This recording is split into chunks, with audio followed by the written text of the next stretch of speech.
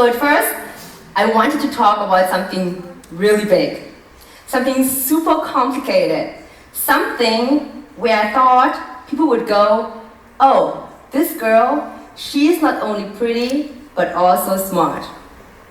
And exactly that thought struck me for a moment. She is not only pretty, but also smart.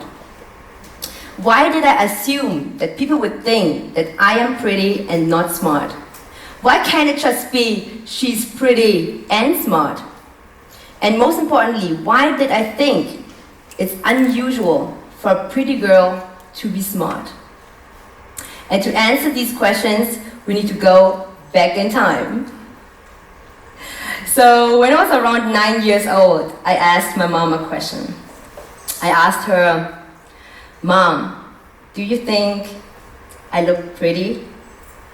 And I still remember her reaction. She was like very surprised, and then after a while she said, well, if you want to know the answer, you need to look in the mirror and ask yourself this question, and you find the answer in yourself.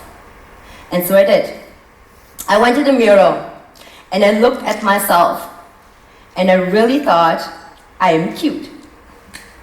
So growing up, I realized by being pretty, it comes with a lot of perks. So I was treated fairly well by people around me. Strangers would smile at me. People would open the door for me. I get free drinks, free gifts, and most of the time, if I would do any mistake, people would easily forgive me. So it felt like the whole world was making things easier for me. It was sort of, I want it, I got it. But this is of course no coincidence. I had, and I still have, pretty privilege. So some of you might know about this term. Pretty privilege is when you have advantages which makes your life outcome just better or easier in comparison to other people's life. And I was fine my whole life having pretty privilege. But there's always two sides of a coin. Growing up, I find myself as a very ambitious person. I had my dreams, I had my goals, which I was very determined about, and I took myself and everything I do very serious. But then there were people around me, not everyone, but some, who didn't take me so serious. And just because of my appearance.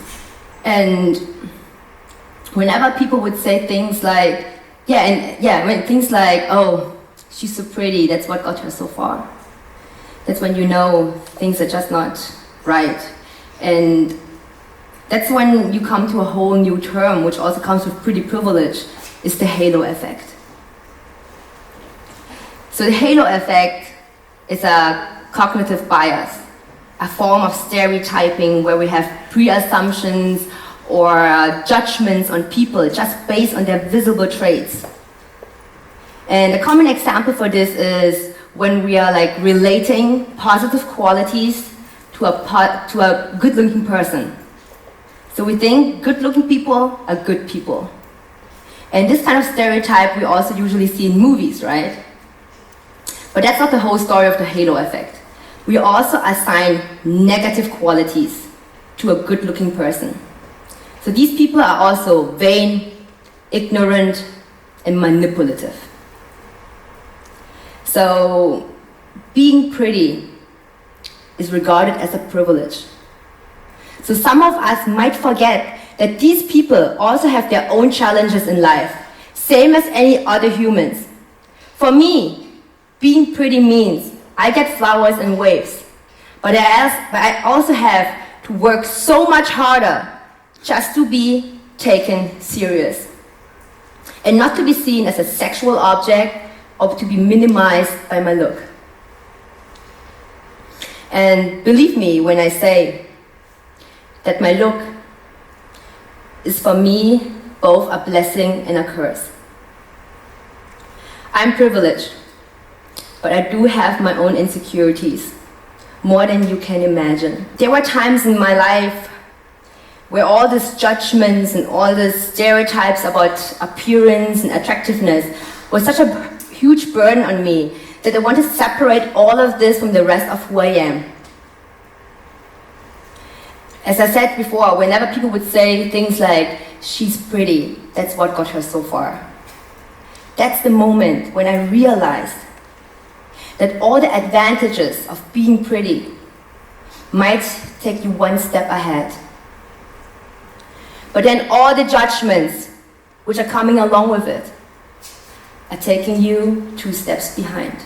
So recently I joined Miss Universe, as probably some of you know, and amongst all the praises I also received comments and questions such as, why joining a pageantry? You are too old for this. Why didn't you join earlier but now? To be honest, I always wanted to join a pageantry, but I never felt ready to do so. Even though I understand that the voices of those who win can have such a huge impact on the society.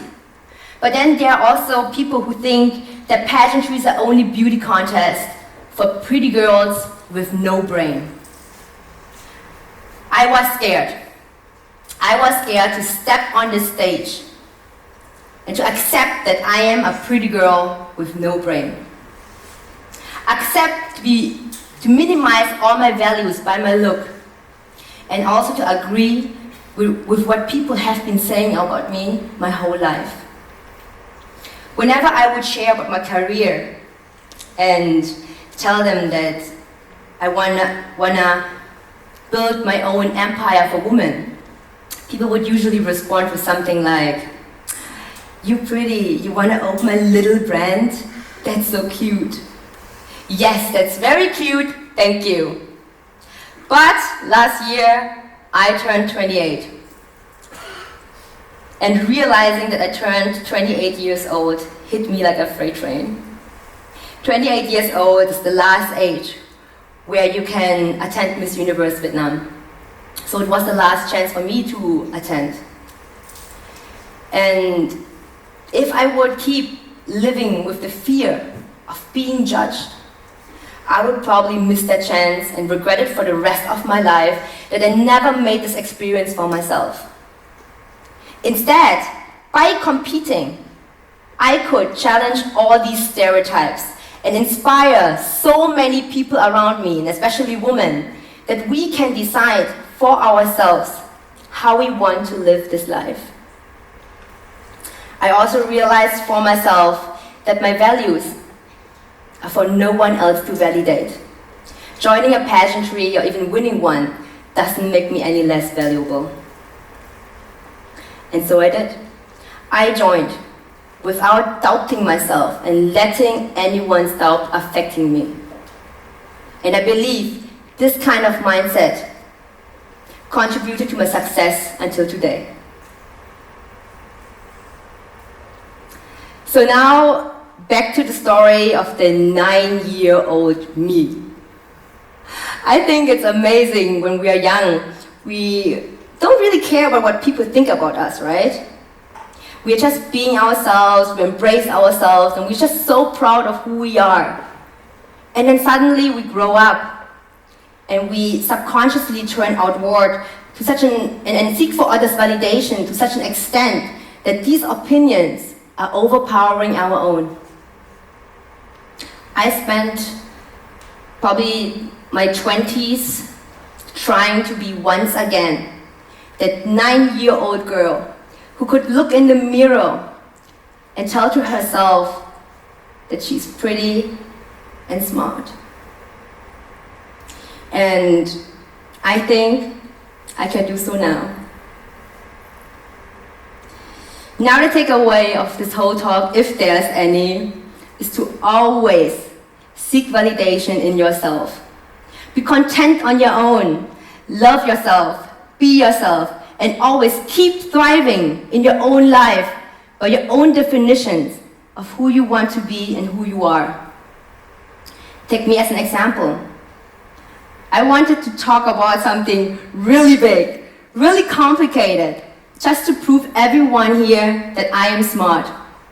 But what the hell, I'm standing here today talking about being pretty, and I'm fine with it, because I know what values my talk brings. And I'm happy.